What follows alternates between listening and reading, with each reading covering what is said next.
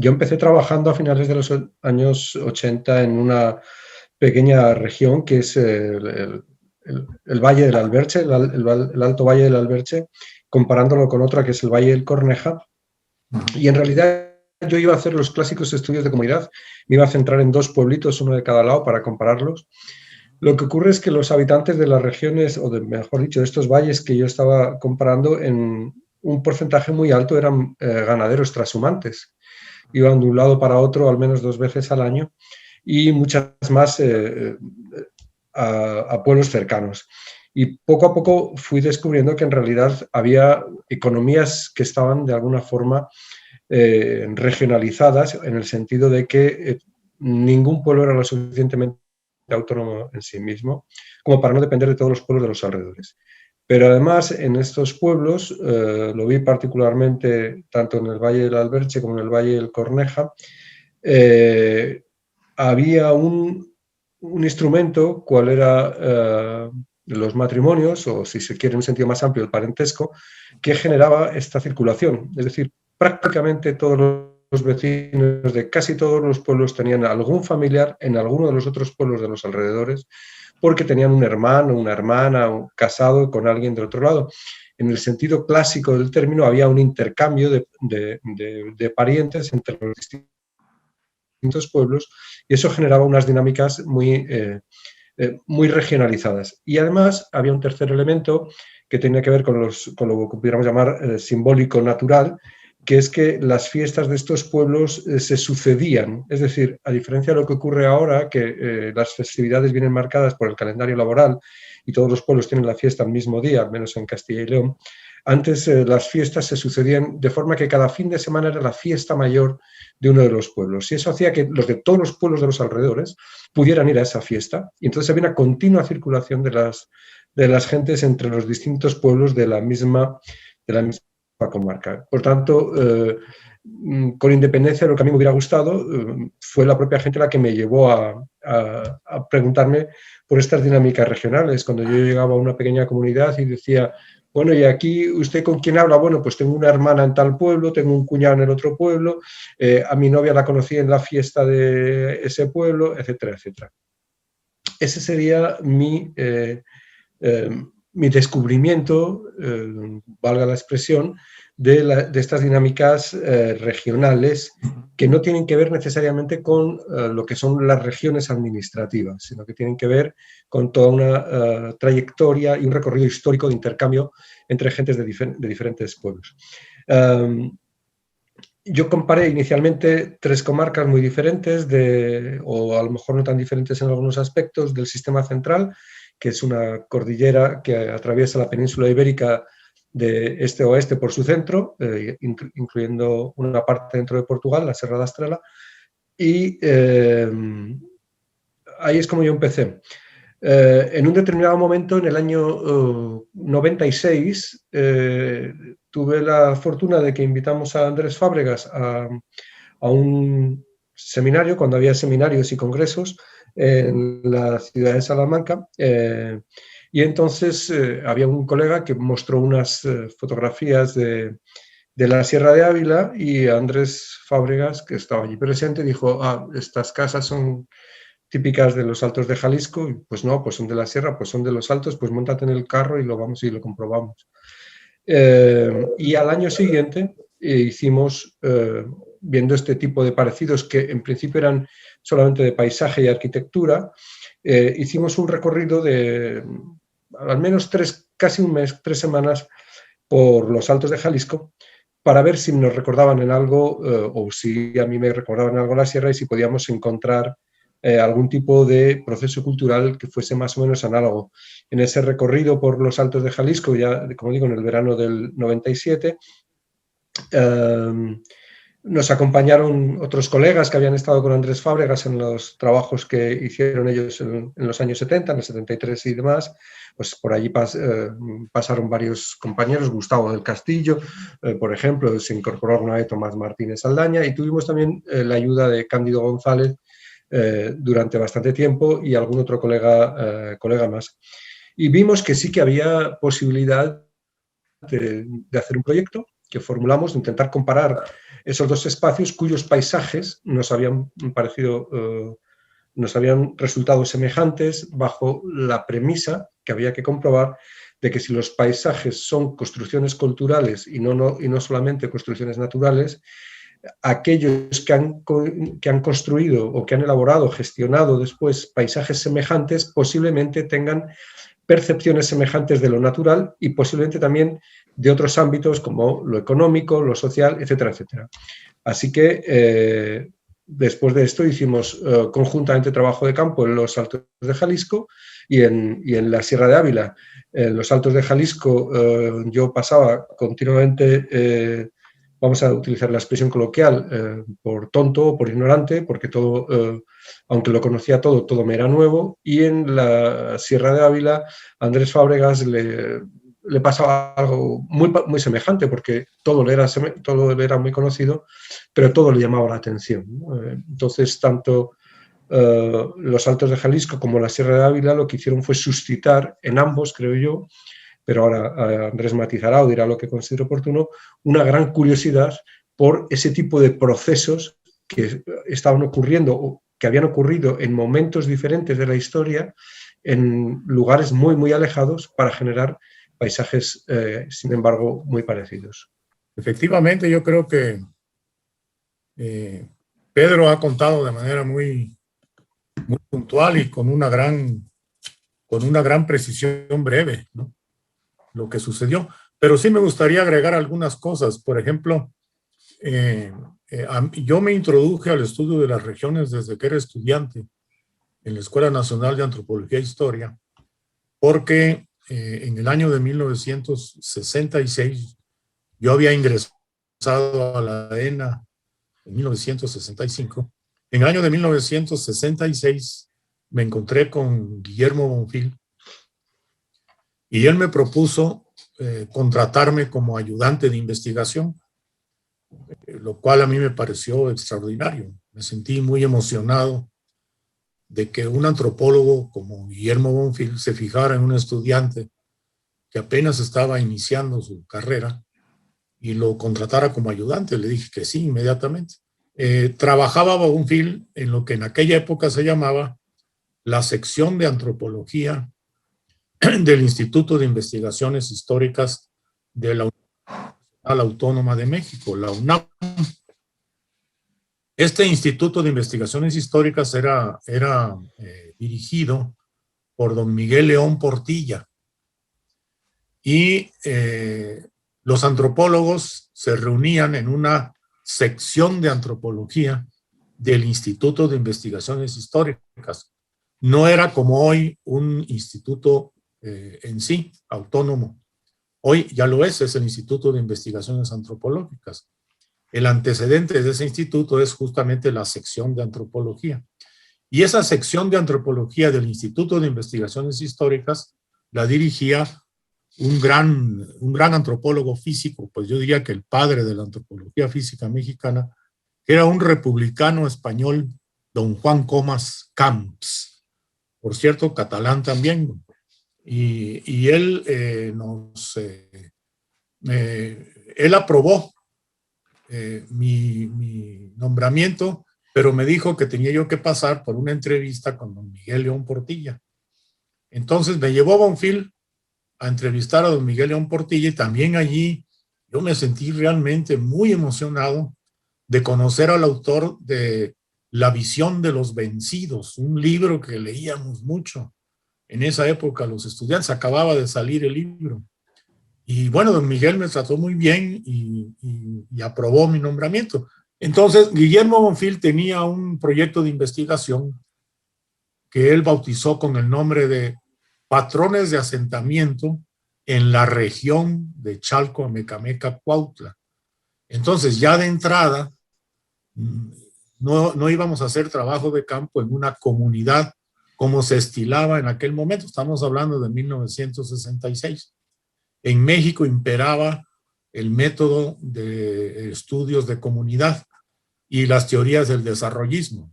Todo era desarrollo de la comunidad. El propio Bonfil había hecho su tesis sobre eso.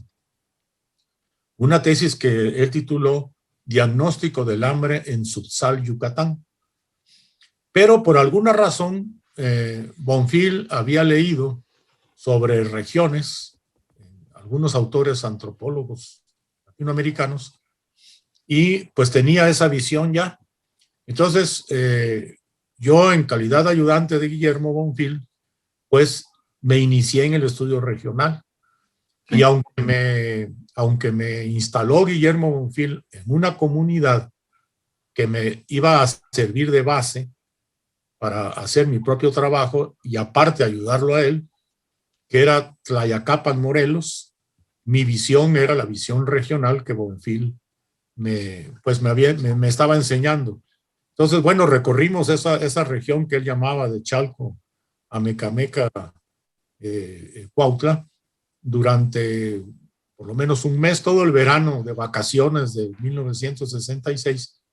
Y el siguiente año, en 67, yo ayudé a Bonfil a llevar a un grupo de estudiantes, muchos de ellos mis compañeros de estudio, de la Escuela Nacional de Antropología e Historia para las prácticas de campo. Y entonces, bueno, yo también me inicié como profesor, pues con Guillermo Bonfil. Yo le ayudaba en todo en eso. Le ayudaba a leer a los cronistas de Indias, sobre todo a Fray Bernardino de Sahagún, por el área náhuatl en que nos estábamos moviendo. Le ayudaba pues con las observaciones en mi diario de campo, mientras recorríamos la región. Le ayudé en el trabajo de campo con los estudiantes. Mis propios compañeros pues me respetaron mucho, se los agradezco porque estábamos al mismo nivel y sin embargo Bonfil me daba la responsabilidad de revisar sus fichas, de revisar sus diarios de campo. O sea, Guillermo me fue introduciendo a la labor antropológica, al gusto por el trabajo de campo. Y fue muy importante para mí esa experiencia porque Bonfil estaba hecho para eso. Yo no sé si ya desde el nacimiento, pero realmente era increíble cómo la gente, nada más de verlo ya la gente lo aceptaba.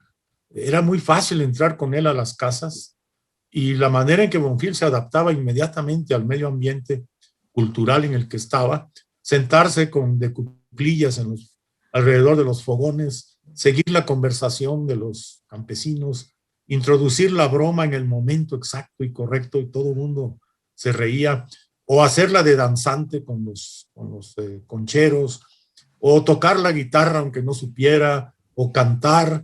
Y por supuesto, pues no puedo negar que Guillermo era aficionado a las cervezas y yo no lo veo eso como una no, sino que también ayudaba mucho. Por cierto, mi otro maestro, Palem, era enemigo justamente de eso, pero a Bonfil le gustaba ir a las cantinas, a los bares de barrio, y ahí uno aprendía muchísimo con Guillermo en esas circunstancias.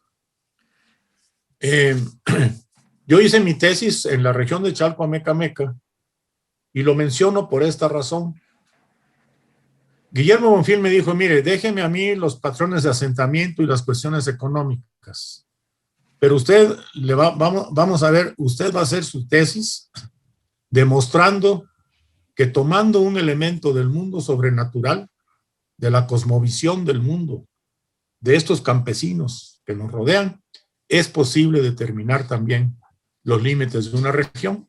Dice, es mucho más fácil hacerlo desde el punto de vista de los patrones de asentamiento y desde el punto de vista de la economía, pero vamos a ver cómo funciona desde el punto de vista de la cosmovisión del mundo.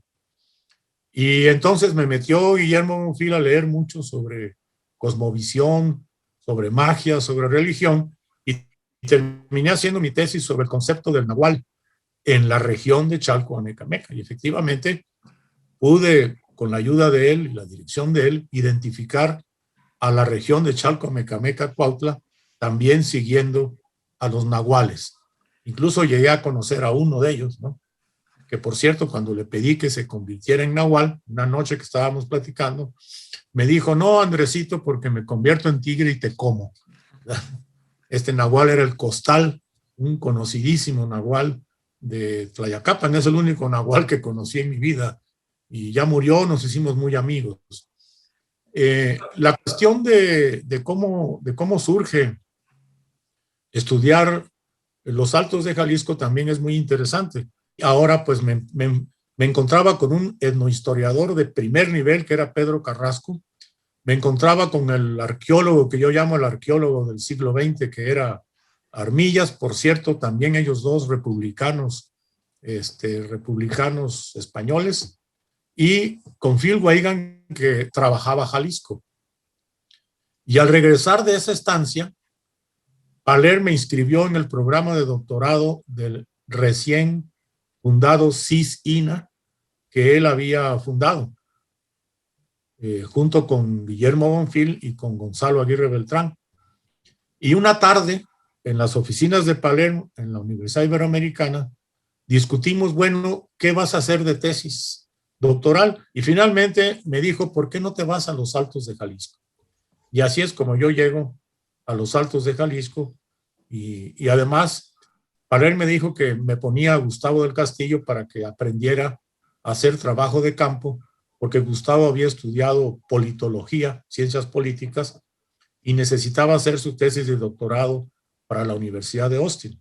Y entonces Paler me dijo, te vas a acompañar de Gustavo del Castillo, que es un politólogo, pero que no tiene idea de cómo se hace trabajo de campo, y vamos a ver qué tesis puede hacer un científico político aplicando el método antropológico de la comparación y del trabajo de campo. Y se hizo un equipo, que también sería muy largo comentar, un equipo con puros estudiantes de la Universidad Iberoamericana, más Gustavo del Castillo, y hicimos el trabajo regional en los Altos de Jalisco.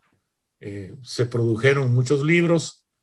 Ha salido ya la segunda edición de mi libro, La formación histórica de una región, los Altos de Jalisco, gracias a los buenos oficios del Cualtos y del centro de Culagos. Y en lo de la Sierra de Ávila, ya es como lo ha contado Pedro. Solamente agrego que para mí fue una experiencia fundamental, extraordinaria, y tener un compañero de trabajo tan inteligente como Pedro, no porque esté aquí presente, con quien pudimos discutir mucho también de teoría antropológica, y como él tiene una preparación filosófica, pues yo aprendí mucho de cómo la filosofía está detrás de las teorías de los antropólogos, y lo más trágico es que estos no lo saben, ¿no? En la mayoría de los casos, los antropólogos no saben que detrás de sus teorías están grandes figuras de la filosofía. Creo que, como dice el dicho, no ríos somos, en el camino andamos, y pues desde puntos de partida distintos, ¿no? Del estudio del Valle de Corneja, desde el estudio de Chalco, pues en algún momento se encuentran ustedes dos en los años 90, con toda esta trayectoria que nos han contado, ¿no? De un bagaje de discusiones con pues algunos de los campeones, ¿no? de la antropología en México, y como seguramente le debe pasar también en España a Pedro. Y de este encuentro entre los dos, pues se abocan en dos regiones en los 90, y mientras los escucho hablar, pues salen anécdotas, ¿no? Es decir, salen algunas historias que quedan como muy representativas de estos encuentros. No sé si nos puedan platicar como del papel de la anécdota, ¿no? Cuando se pasa algunos meses en algún trabajo de campo, pues quedan estos detallitos que son los que se cuentan, pero porque son muy reveladores de todo el proceso que sucedió. No sé si a partir de su experiencia de hacer trabajo en conjunto, que nos puedan mencionar este papel de las anécdotas como reveladoras de los fenómenos que observaban. Bueno, yo creo que si nos ponemos a contar anécdotas de lo que nos ocurrió en los Altos de Jalisco o en la Sierra de Ávila, tendríamos ambos para muchos días, porque afortunadamente tanto los salteños como los serranos son gente muy amable, muy hospitalaria. Habrá gente, como en todas partes, buena, mala, irregular, pero son gente muy hospitalaria, y entonces nos recibían siempre con singular alegría y entusiasmo, a veces contenido, y tenemos muchas anécdotas que nos servían después para ver el papel que jugaban pues ciertos elementos dentro de ambos lugares. Pongo, por ejemplo, dos anécdotas del mismo rango. Cuando llegamos a los Altos de Jalisco, Andrés Fábregas me dijo lo primero que tenemos que hacer es ir a saludar al párroco para que sepa que estamos por aquí, porque si no sus feligreses a lo mejor no nos reciben bien. Y claro, para mí ir a saludar al párroco era una cosa que sí, que lo tenía en mente, que tendríamos que ir a saludar un día al párroco, pero no necesariamente lo primero. Pero lo que Andrés me estaba diciendo, que es lo que me dijo el párroco después, y voy a callar sus palabras directas, es aquí la religión juega un papel fundamental. En los altos en la Sierra de Ávila, en la fiesta de San Miguel, en un pueblo que se llama Manjabálago, llegamos el día de San Miguel, que había procesión, yo fui a ver al párroco, como digo, en la Sierra de Ávila. Le dije, bueno, pues estoy aquí con un compañero, queremos entrevistarte, etcétera. Y me dijo, pues sí, os recibo ahora mismo al acabar la procesión, nos vemos en el bar y charlamos. Entonces ya simplemente decirle a Andrés, ha dicho el párroco que nos recibe en el bar, ya para Andrés fue como una especie de, espera, esto no es los Altos de Jalisco.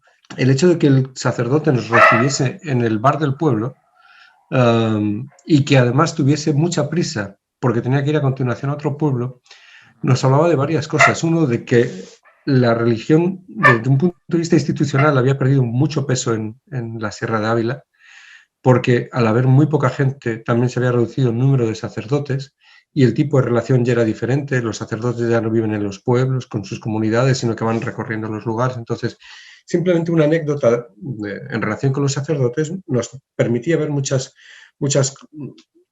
o algunos elementos que estaban operando en ambas regiones. En el caso de los Altos todavía, en ese momento, yo creo que ahora ya no, el peso omnipresente de la Iglesia Católica, y en el caso de la Sierra de Ávila, el despeje, el desapego, el desarraigo que muchas personas, hombres y mujeres, sobre todo mayores, estaban sintiendo porque se sentían abandonados por sus pastores, ¿no? Entonces, simplemente a partir de un par de anécdotas, pero podríamos estar hablando mucho tiempo de anécdotas, así que como veas, si quieres, vamos hacia otras cuestiones que tengan que ver con esto y que trasciendan lo anecdótico. Sí, la anécdota no es solamente como una cuestión ilustrativa, ¿no? Sino que son muy reveladoras de los intereses que uno va teniendo al momento de estar en el trabajo de campo y pues el valor de ellas es pues que no las planeas, ¿no? Son de esas cosas inesperadas que te saltan en la cara y que después te sirven para ejemplificar pues muchas cuestiones que tienen más data, ¿no? Sí, cómo no. Otra de las Tenemos cosas, muchos sí, ejemplos de anécdotas que tienen que ver con el control del espacio y con el control del tiempo. Desde ahorita, ahora le atiendo, hasta, por ejemplo, estoy recordando ahora un momento dado que llegamos a casa de una señora y le dijimos, oye, queremos hablar con usted, que nos enseñe la iglesia y varias cosas más. Y nos dijo, no, ahora no puedo, vengan ustedes otro día. Entonces, pues yo me di la vuelta inmediatamente y digo, muchas gracias. Y Andrés se quedó parado. ¿Qué te pasó, Andrés? No, ha dicho que no. Claro, para un alteño, aunque no nos pudiera atender, nunca nos decía que no. Siempre empezaba una serie de circunloquios a explicar por qué no podía, etcétera, etcétera. Para que al cabo de 5 o 10 minutos, de un cierto tiempo, nosotros supiéramos, no, ahora no nos puede atender, vámonos. Pero claro, para Andrés, el que alguien le dijera, como buen mexicano, directamente así, no, ahora no, fue un choque cultural, ¿no?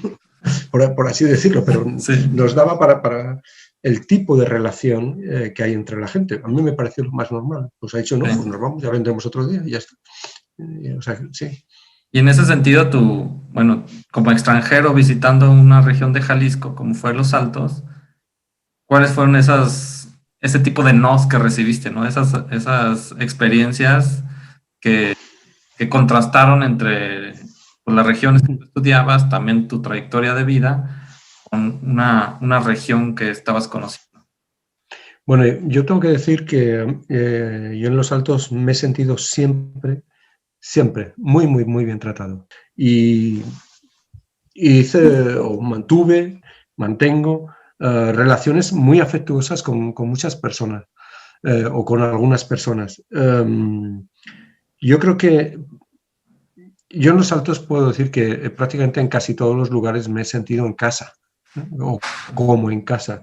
Pero sí me obligaba continuamente a hacer un ejercicio de extrañamiento, que es decir, yo no soy de aquí, tengo que verlo esto con ojos de uno que viene de fuera, y simultáneamente tengo que olvidar aquel yo que sé del lugar de donde vengo para no juzgar lo que estoy encontrando con los ojos del sitio de donde vengo. Entonces es un doble ejercicio de extrañamiento que tiene que ver con el método de trabajo que siempre hemos hecho los antropólogos y las antropólogas. Y en ese sentido, pues yo cada vez que descubría algo que me asombraba, y esto era cada día, pues era, digamos, un estímulo para seguir desarrollando este método.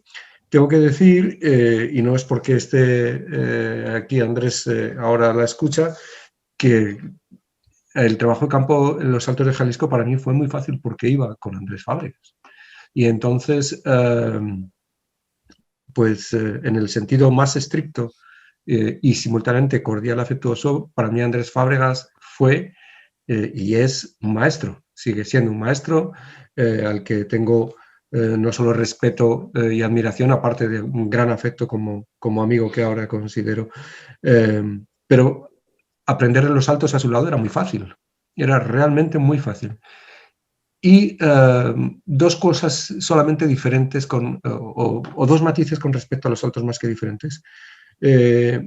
Una tiene que ver con lo académico. Así como en los saltos nunca tuve rechazo, sin embargo sí que encontré muchos académicos que cuestionaban que siendo yo español pudiera conocer los saltos de Jalisco mejor que ellos siendo mexicanos. O sea, yo los pocos rechazos que he podido encontrar, que han sido minúsculos, tengo que reconocerlo, han sido de personas que han dicho, si tú no eres de aquí, ¿cómo vas a conocer lo de aquí mejor que yo? Entonces yo siempre decía, bueno, porque yo lo he estudiado y tú no, tú lo has vivido. Entonces yo tengo una visión totalmente diferente, la mía es la visión analítica, la tuya es una visión de otro tipo, es la visión vivencial, no es ni mejor ni peor, pero sí en algunos casos había una reacción que en el mejor sentido del término podríamos llamar nacionalista. A los mexicanos no les gusta que los extranjeros les estudien, como a casi nadie le gusta que un extranjero venga a estudiarle. Y de hecho, casi nadie va a estudiar a los gringos, porque a los gringos no les gusta y no te facilitan para nada esta posibilidad, ¿no?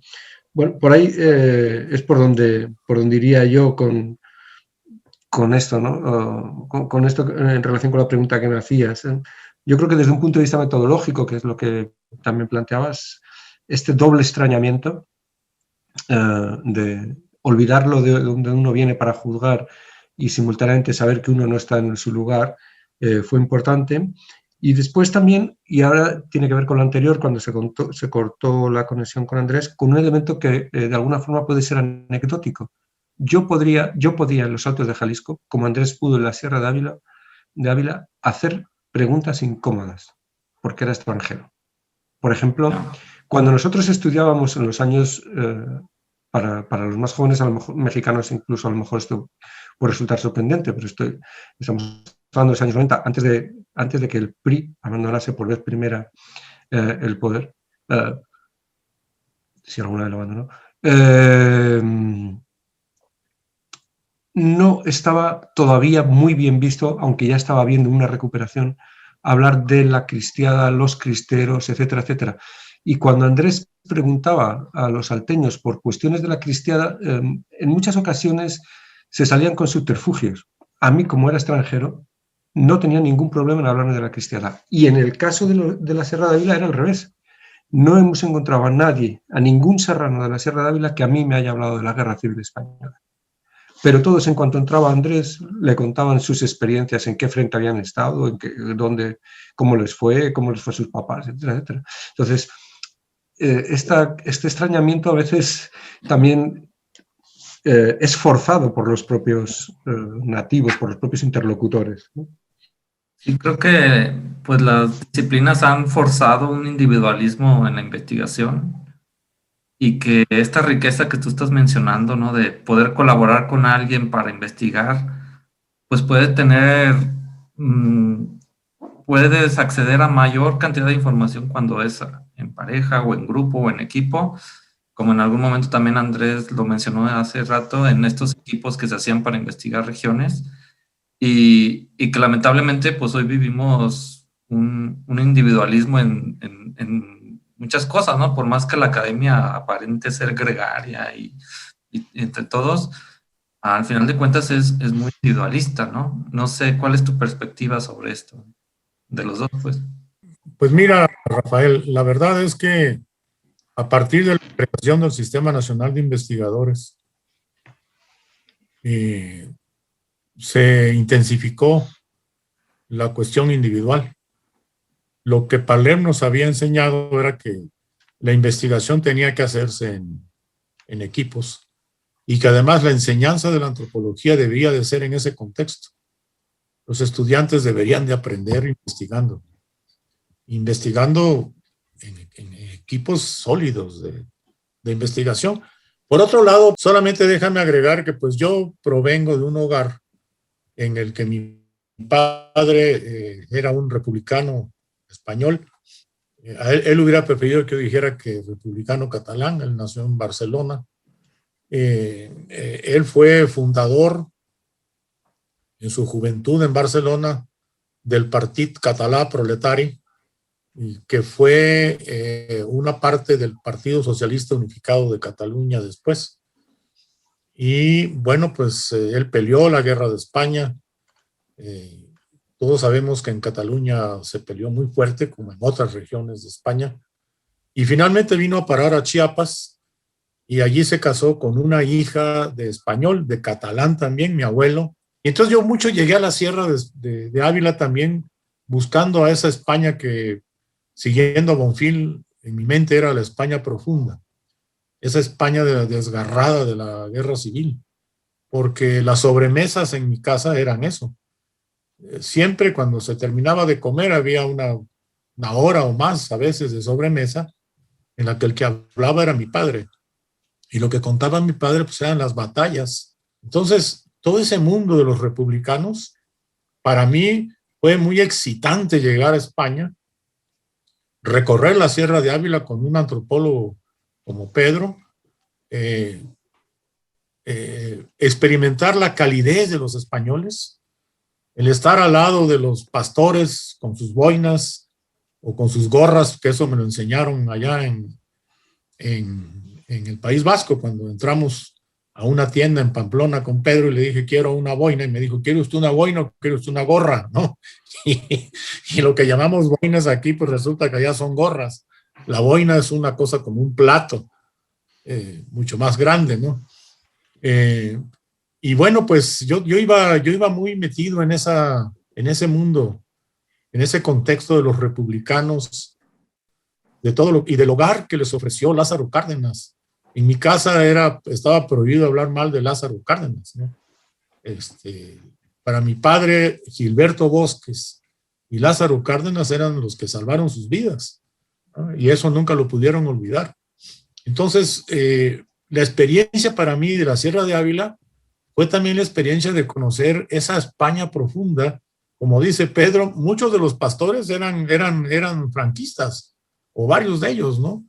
Recuerdo un día que Pedro se enojó mucho y dijo, pero en esa ocasión ustedes recibieron una paliza, les dijo Pedro, a un ganadero de ahí que nos estaba contando, y él era franquista, cómo habían corrido y Pedro dijo inmediatamente, ¿verdad? Porque Pedro también es medio colorado, dijo, bueno, no, a ustedes les pegaron una paliza, y el otro se quedó así como sorprendido. Pero bueno, esa España para mí sí fue muy importante conocerla y me inculcó un amor muy, muy fuerte al pueblo español. Por eso cuando oigo los noticieros sufro igual que los españoles en ver esos líos tan increíbles en que están metidos, ¿no? En cómo no se puede deshacer el nudo nacionalista en España y llegar a un acuerdo de hermanos, a un acuerdo fraterno, construir un país. Los españoles tienen un potencial extraordinario de talento, de inteligencia. En muy pocos años hicieron una antropología de primer nivel. Durante todo el franquismo, la antropología en España estuvo prohibida. Tenían que irse los españoles a Inglaterra, los que no pudieron salir durante la guerra civil o las nuevas generaciones. Muchos de ellos se fueron a Inglaterra o a Francia a formarse. La antropología era muy difícil de hacer por el trabajo de campo. Por eso la tenían que hacer extranjeros. Y en muy poco tiempo, a partir de lo que los españoles llaman la llegada de la democracia, han hecho una antropología de primer nivel, ¿no? Es excelente. Entonces, bueno, pues son lecciones duraderas que lo forman a uno. Y aprende uno que la formación del antropólogo nunca termina hasta que uno se despide de este mundo. Uno se sigue formando siempre. Siempre está uno aprendiendo algo. Porque tenemos una virtud los antropólogos. Trabajamos directamente con la gente. En relación con la pregunta inicial respecto del individualismo, yo creo que todas las estructuras académicas actualmente están atravesadas exactamente por los mismos intereses que el conjunto de la sociedad, que son intereses de lo que pudiéramos llamar coloquialmente, para entendernos, el capitalismo tardío, y consecuentemente están, o si podemos utilizar otros conceptos, por supuesto, pero todas o casi todas están asentadas en los principios básicos de la individualidad y competencia y competitividad. Y resulta que ahora da igual que estemos hablando de antropología que de otras ciencias sociales o que tienen sus características específicas. Lo realmente importante es que uno publique un artículo en una revista de impacto de no sé qué sitio, que además se lucra porque hay un mercado negro brutal en lo que tiene que ver con las revistas científicas, como ya ha sido denunciado en tantas ocasiones. Y sin embargo, no parece que sea importante algo que ha dicho Andrés, que es respirar el mismo oxígeno que respira la gente con la que hablamos, trabajar con ellos. Para mí, por ejemplo, siempre ha sido más importante ir a cualquiera de los pueblitos de la Sierra de Ávila a dar una charla, como decimos allí, a platicar con la gente de lo que yo he visto, que escribirlo en una revista de impacto. Por ejemplo, por citar un lugar que ambos conocéis, yo he ido a San Miguel de Serrezuela, un pueblito pequeño de la Sierra de Ávila, y al llegar al pueblo me he encontrado una pancarta en un corral que ponía: Pedro Tomé va a hablarnos hoy de cómo somos. Y claro, pues nos hemos metido en el corral y hemos empezado a discutir, obviamente no de cómo somos, sino de cómo yo les veía. Excuso decir que la mayoría estaba en desacuerdo, pero hemos hecho una muy buena charla. Para mí eso es mucho, mucho más importante que escribir un artículo en una revista JCR. ¿Cuál es mi problema? Que si no escribo el artículo en la JCR, igual el mes que viene tengo algún problema, o dentro de 2 meses, o dentro de 2 años. Es decir, el modelo capitalista que se está implantando, el modelo neoliberal en un sentido amplio, en el conjunto de la sociedad, vertebra ahora mismo las estructuras académicas. Y nosotros tenemos, creo yo, la obligación de intentar frenarlo. En el caso de la antropología, parte de esta estructura tiene que ver con las dificultades para hacer trabajo de campo. Nosotros no podemos vivir sin el trabajo de campo, aunque todos tenemos suficiente capacidad como para hacer reflexiones a propósito de trabajos de campo de otros compañeros o compañeras o de libros que leamos, pero necesitamos el trabajo de campo. Es lo realmente distintivo de nuestra profesión. Y cuando digo trabajo de campo, no estoy refiriéndome necesariamente al medio rural. Trabajo de campo urbano, trabajo de campo en la ciudad, cada uno donde... en la web, que también hay trabajos cibercampo, no sé cómo lo llaman ahí, pero eso lo necesitamos. Sin embargo, como ha dicho Andrés hace un instante, todo lo que tiene que ver con la gestión cada vez se dificulta más. Y entonces terminas, y nosotros por lo menos lo estamos viendo en muchos compañeros, no digo nada del sistema mexicano porque no lo conozco suficientemente y no tengo capacidad de pronunciarme sobre él, pero yo cada vez tengo más compañeros que deciden no pedir proyectos de investigación solo porque pueden llegar a perder la mitad de su tiempo en la gestión y eso no vale para nada. Y además te pueden pasar cosas absolutamente absurdas. como que 5 o 6 años después de que hayas terminado un proyecto de investigación, llegue el Ministerio de Hacienda y te diga, oiga, usted no justificó suficientemente no sé qué cosa, tiene usted que devolvernos todo el dinero. Oiga, pero sí, sí, no he visto el dinero, ni me ha llegado por las manos, ¿no? En fin, estas estructuras son realmente competitivas. Entonces, en el caso de la antropología, parte de su desactivación tiene que ver con la dificultad para hacer trabajo de campo, que además es justificada teóricamente por otras disciplinas, la ausencia de necesidad. Yo leí, creo que fue el año pasado, hace 2, Andrés se acordará, un informe magnífico del Comeso sobre el estado de las ciencias sociales, y uno lo lee y dices, bueno, pues es que este diagnóstico es lo que viene y lo que espera a nuestros estudiantes, los que tienen por detrás. En última instancia, la cuestión es la de siempre. Si queremos una ciencia competitiva al servicio de los intereses de las grandes empresas y de los estados, o queremos una ciencia colaborativa al servicio de la gente. Y ahí, pues, no sé si es ideología o no, yo estoy seguro que sí, pero algunos dicen que no, cada uno debe saber dónde quiere ponerse. Y para mí siempre ha sido, y creo que seguirá siendo, mucho más importante hacer una ciencia social, como es el caso de la antropología, al servicio de las personas con las que hablamos, al servicio de la gente. Más que otra cosa es que algunos después vengan y se aprovechen del trabajo de uno, pero eso ya. Sí, que lo que han mencionado los dos me ha parecido sumamente llamativo. En este aspecto, cómo se entrelaza la vida personal con la vida profesional académica, con la elección de los temas de investigación. Andrés lo mencionó muy claramente, cómo esta dimensión de la Guerra Civil Española ha estado hasta la fecha allí, ¿no? Esa trayectoria en su vida personal, en su vida profesional, en los temas que ha investigado, con la gente que se formó, y pues que también se ve en ti, pero no en los proyectos que tú has desarrollado. Esta Guerra Civil Española pues también ha estado allí, y pues hay parte también del equipo de tus colaboradores ahí donde trabajas, que pues hasta la fecha sigue siendo un tema ahí, el trabajo de la memoria, el papel de las fosas y todo esto. Y han mencionado algo muy importante, ¿no? Que es saber estar con las personas, ¿no? Saber estar con la gente. Un poco en broma lo decía Andrés al principio, ¿no? Pues saber tomar cerveza y saber contar chistes, ¿no? No sé si para finalizar nos puedan comentar si un buen investigador debe de saber contar chistes y saber beber cerveza. Bueno, y en el caso de Andrés, que lo intentó, en los pueblos de Castilla es fundamental saber jugar a las cartas, porque después de comer todos los hombres se van a jugar a las cartas. Y, sí. Habla Andrés, que te interrumpí. No, bueno, yo creo que en el trabajo de campo el antropólogo también pues tiene que aceptar cierta alteración de su visión del mundo y seguir a la gente, ¿no? En sus formas de ser. Yo no digo que todo esté permitido, ni mucho menos, ¿no? Pero sí tratar de ponerse, ¿no?, en los pies de la gente. Por ejemplo, bueno, sentarse alrededor de un fogón a comer con las manos, ¿no? Aunque en tu casa te digan que eso no se debe hacer.